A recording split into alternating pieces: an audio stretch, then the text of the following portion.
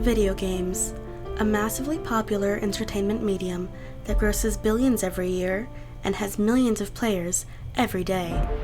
A source of fun, an outlet for skill, and an interesting social atmosphere.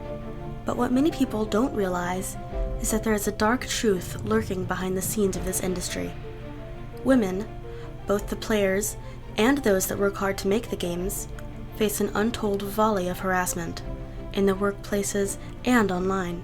For many female writers and public figures, this day-to-day harassment is their life. The threats were obviously distressing. It was an anonymous person on Twitter threatening to come to my house, to rape me.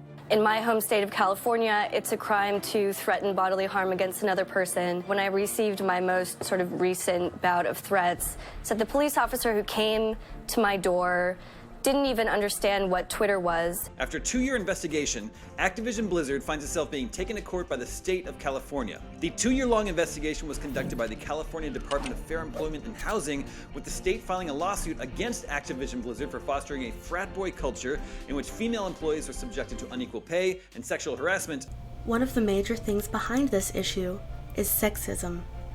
Since the beginning of the video game industry, video games have been almost solely marketed to boys. This has caused the rise of misogyny amongst players and game makers, so much so that the industry and gaming communities are often aptly described as boys' clubs. I reached out to many women in the industry looking for someone to comment on this. No one had time to talk, but one person did answer some questions via email. This is Kate Killick, a senior game designer. The issues women face in games are well known and well documented in the industry.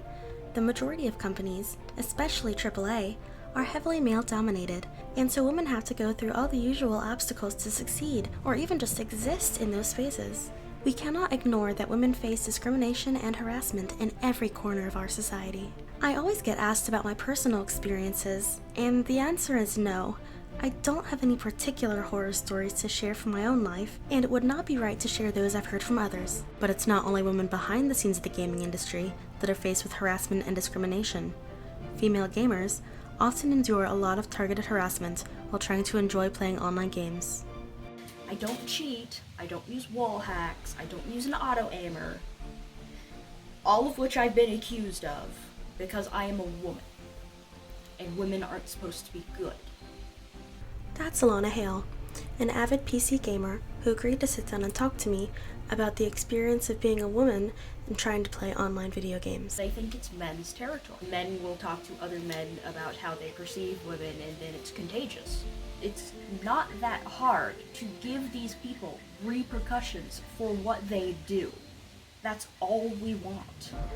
The harassment on Overwatch got so bad that I have not played the game in about 2 or 3 years. There was about a group of 3, I think, that I ended up working with on a team.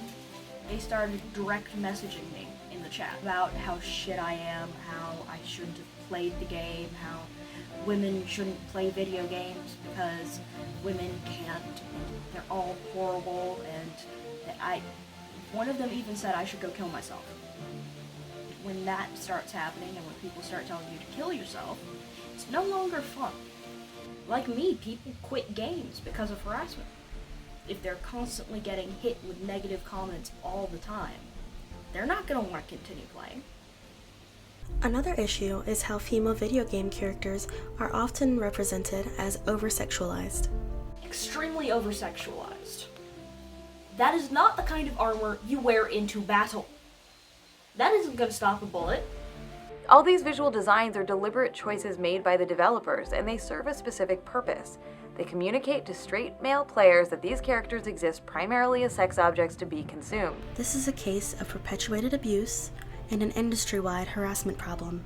So many women love video games and love making video games, but the harsh truth that many who don't experience it don't know is that it can be extremely difficult to exist as a woman in the gaming industry. So difficult that women quit playing their favorite games, quit their jobs, or in the worst cases. As in a tragic example of the harassment the defendants allowed to fester in their offices, A female employee committed suicide while on a company trip due to a sexual relationship that she had been having with her male supervisor. All to avoid the harassment.